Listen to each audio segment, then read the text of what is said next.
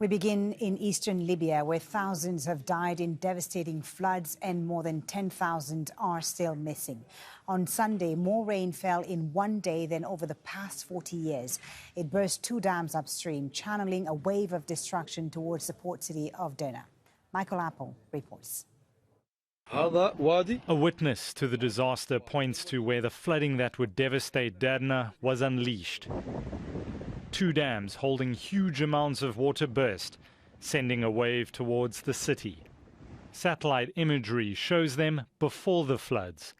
The first dam was 12 kilometers upstream. The second dam was on the city's outskirts. When the dam walls crumbled, almost like a reverse tsunami, the water cut through Derna's neighborhoods, destroying bridges, roads and homes, sweeping residents out to sea as the waves struck the low-lying coastal town. Derna had a population of around 100,000. The human cost of the disaster is still being counted. The death toll is huge. It might reach 2,000 really, but we don't have a definite number right now. Maybe later today or maximum by early morning tomorrow, we'll have definite numbers that will be ready to share. Libya has two governments. The leader of the Eastern Administration in Tobruk says the immediate focus is on emergency response. We have directed the government to form a specialized committee to assess the damage, instantly begin the reconstruction of roads to facilitate transportation, restore the electricity, and to take all immediate and needed measures in that regard. Aid is already beginning to arrive at nearby airports as the scale of the catastrophe becomes clearer. Mike Lappel, Al Jazeera. Well, aid is beginning to arrive to help flood victims in Libya. Turkey has sent 3 plane loads. Around 170 rescue personnel from the Turkish Disaster Management Authority were on board. They landed in Benghazi a short while ago. Let's go live to Resul Serdar, our correspondent in Istanbul. So what aid is Turkey sending, Resul? Well, it's quite a wide range of package of the aid that has been sent, where 3 military planes, Turkish planes that landed in Benghazi under the forces loyal to Khalifa Haftar. So according to the Disaster and Emergency Management Authority of Turkey, they say that they have sent 168 surface and underwater search and rescue personnel. They have sent the rescue vehicles and boats, raincoats, the food, hygiene kits, generators, blankets, and also the tents and so on. And they say that this is the first response to the international aid call made by the Libyan government. And they say that in the coming days, they're going to even provide more. Yeah. Why is Turkey, Resul, one of the first countries to send aid to Libya? Well, there are several reasons for that: geopolitical reasons, economic reasons, and also the business reasons, the other reasons as well. So one of the first is that Turkey is one of the key allies of Tripoli-based government particularly, and keeping that relations good with Tripoli is quite essential for Turkey, particularly when it comes to its position in the East Mediterranean, which Turkey is in a competition with France and Greece. So that's why it's very much important geopolitically. On the other hand, so Turkey has huge investments in Libya, particularly Turkish construction companies. The scale of their investment is tremendous.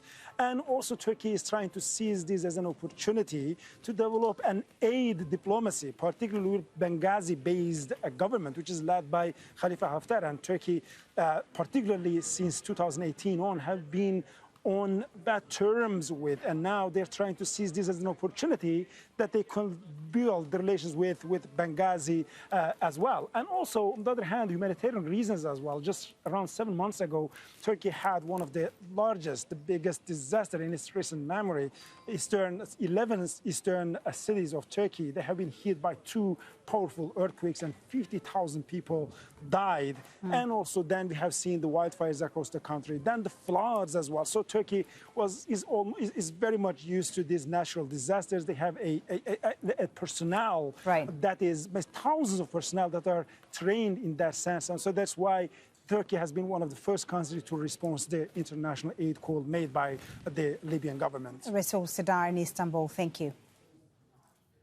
All right, an update now on our top story on Al Jazeera this hour and the floods in Libya. We can confirm that the death toll from those devastating floods in eastern Libya has risen significantly. Let's bring in our correspondent, Malik Trainer in Tripoli. Malik, what are the latest figures?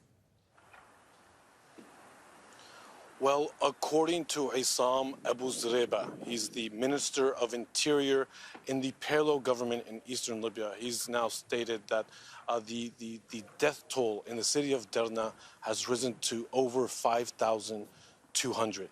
Now, we haven't had, international organizations or the Libyan Red Crescent confirm those numbers.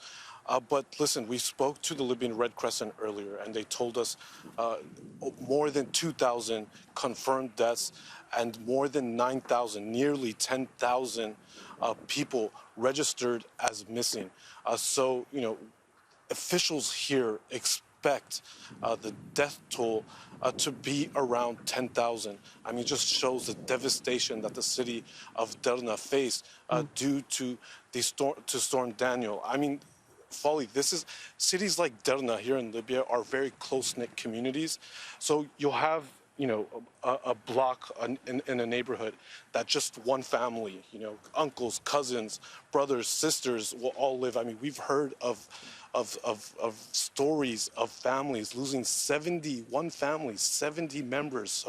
So the situation is dire. It's desperate.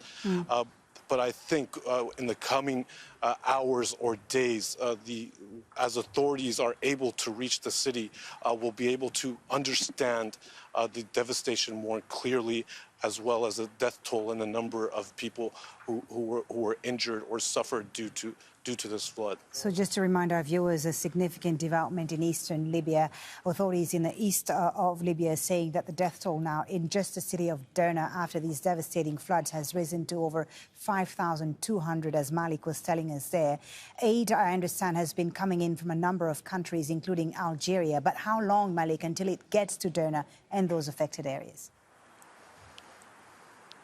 So I spoke just about an hour ago to a volunteer who was part of a convoy trying to reach Derna. The communications are very, it's very hard to talk to people in Derna. The communication lines are terrible at the moment. But he told me he expects that they will be able to reach the city within hours. If that's possible, we're just going to have to wait and see. But the hope is that this aid and logistical support can reach these people as soon as possible. Malik, thank you very much. Again, a considerable rise in the death toll in eastern Libya, where 5,200 people have now been confirmed dead there by the authorities in the aftermath of the devastating floods there. Malik Trainer, thank you very much for the update. Let's now get an update on Storm Daniel from our weather presenter, Kara, and the impact on Libya, Kara, and what's next in the coming days. Well, the good news is that it has weakened dramatically and fallen apart as it moved from Libya into Egypt. But it was a very powerful system with a pretty nasty history that began last week in the southeast of Europe. It caused flooding in Turkey as well as Bulgaria and Greece. Torrential rain, about 6 months worth, fell in 2 days, and that turned villages into lakes. Now, it sat in the Mediterranean, pulling into the weekend further south into northern areas of eastern Libya. There it is, edging in, bringing exceptional amounts of rain. Now, we don't have a lot of data for this area of the world. We do know, however, that Benghazi gets about 3 millimeters of rain on average in September.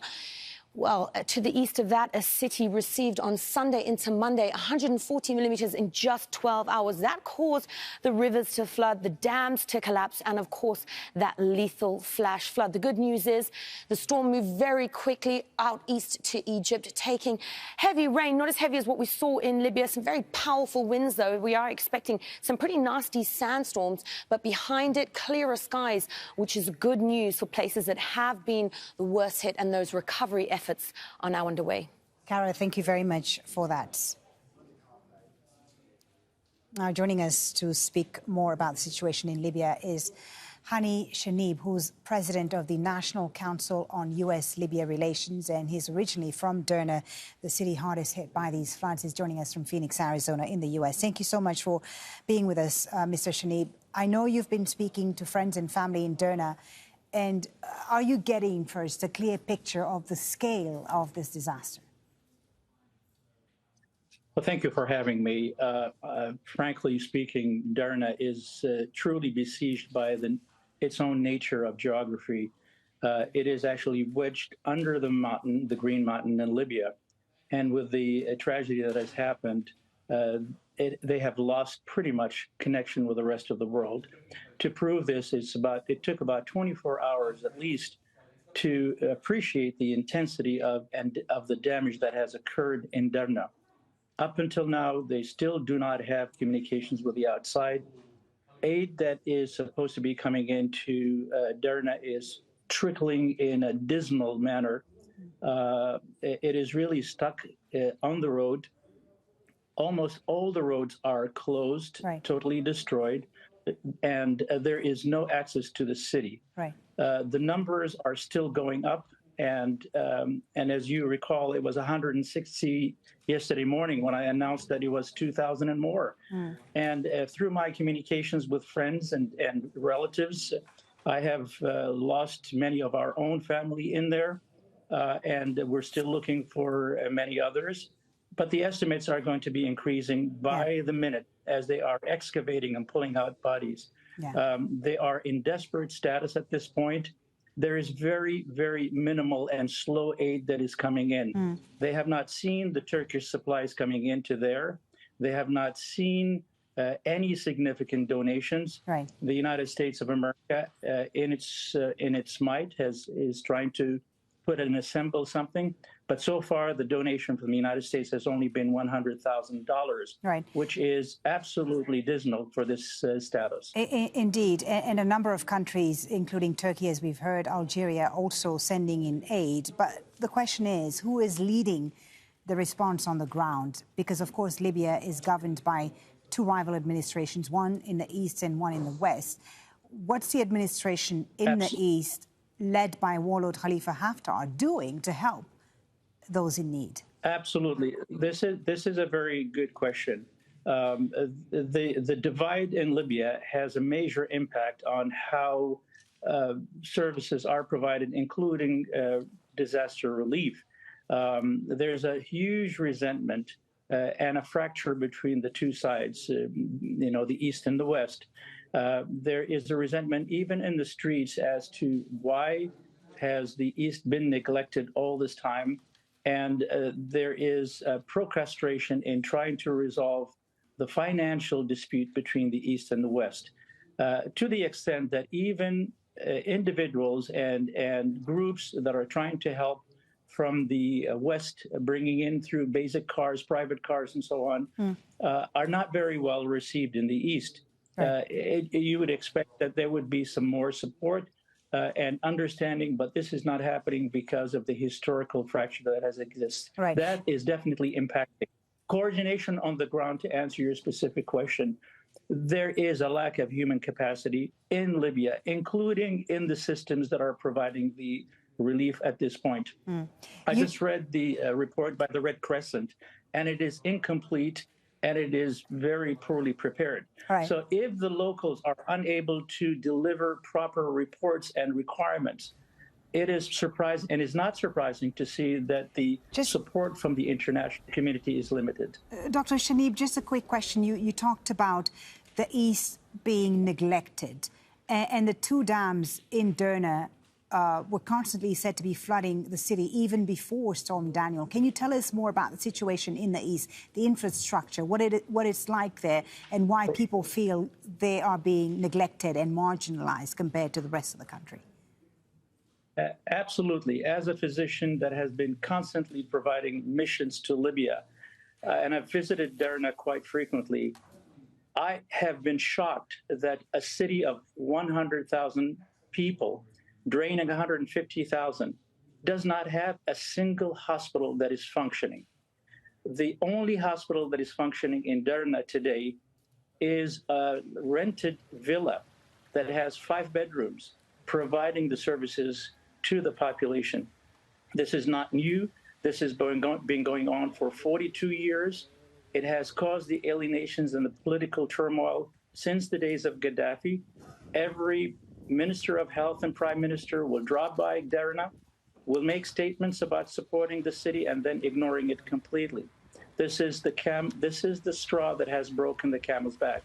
The erosion in the dams in Derna are not new. They have been reported repeatedly, including in scientific journals from 2008, 2011, and moving on. No official has paid attention to it. Okay. And the notifications had been made repeatedly that this has to be done urgently. This is not just a natural disaster. This is a human disaster as well, as a result of the neglect of the city. Dr. Hani Shanib, thank you so very much for joining us. Thank you for sharing your views there with us. Dr. Hani Shanib is president of the National Council on U.S.-Libya Relations, joining us there from the U.S. We really appreciate your time. Thank you. Thank you.